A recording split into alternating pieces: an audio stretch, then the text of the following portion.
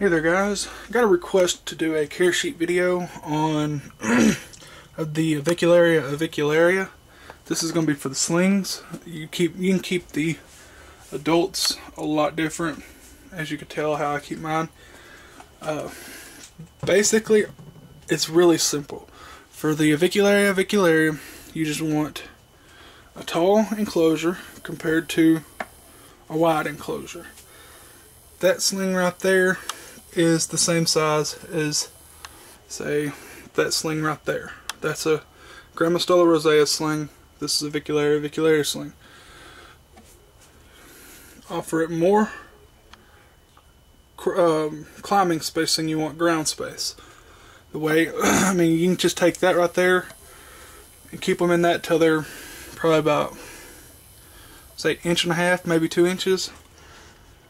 Just offer them a little bit of substrate, which this one needs to be cleaned out, but offer them a little bit of substrate, and if you want to, you can offer them something to web on, but as you can tell, you don't have to. In fact, my advice is, when they're little, I wouldn't offer them nothing to web on, because it's hard to get in there and clean their food out, or their leftovers, their ballast, whatever you want to call it. Just put a little bit of substrate, moisten it down, whatever substrate you use for your tarantulas. Say, like I use now, as you can tell over here, I use peat moss over here, and these two right here I've got cocoa fibers. But you don't have to use cocoa fibers, you don't have to use peat, it's whatever you use, basically.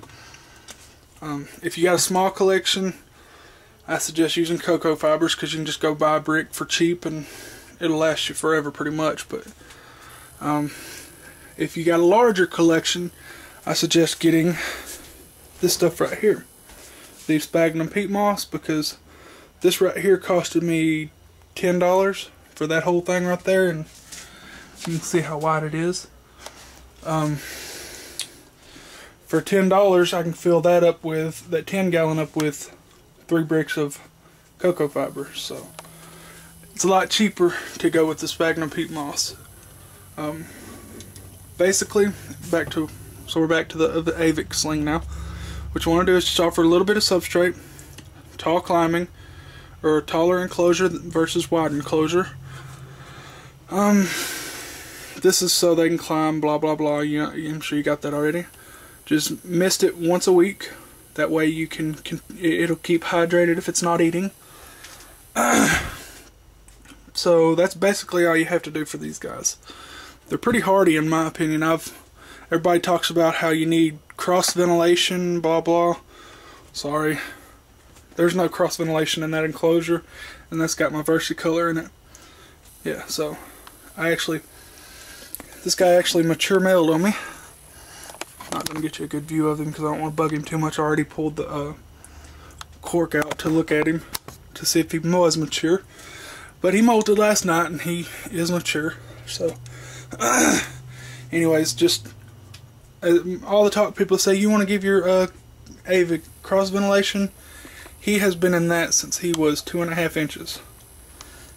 2.5, maybe 3 inches.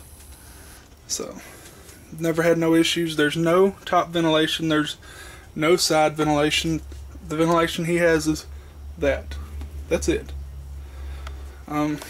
If you want, you can add side ventilation, but in my opinion you don't need none, because this little guy's been in this since he's turned second instar. He's still second instar, but as you can tell, there's no side ventilation at all, just top. So that's the care sheet video that's how I care for my Avics. Other people may do it differently. This may not be the right way to some people, but that's how I do it, and I haven't had no issues really.